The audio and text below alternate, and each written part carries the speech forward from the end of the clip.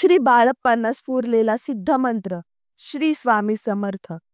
श्री स्वामी समर्थ हा जप किंवा मंत्र श्री बाळप्पा नावाच्या एका भक्ताला सुचला, कारण त्यांचे पोट दुखायचे. नाभिस्थानात एक छोटीशी विषाची पुडी अडकली आहे.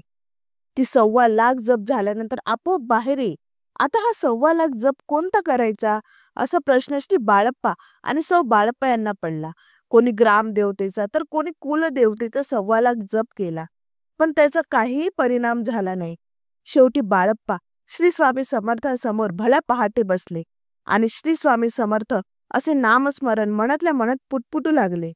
श्री स्वामींनी मान हलवून होकार दिला, एकांतामध्ये काळ्या मारुती गुहेत जा आणि 1,15,00,000 जप कर, तू आपोआप बरा होशील.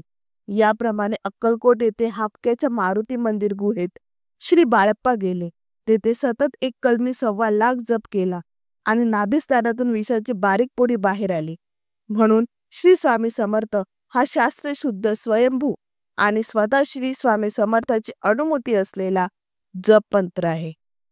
श्री स्वामी समर्थ.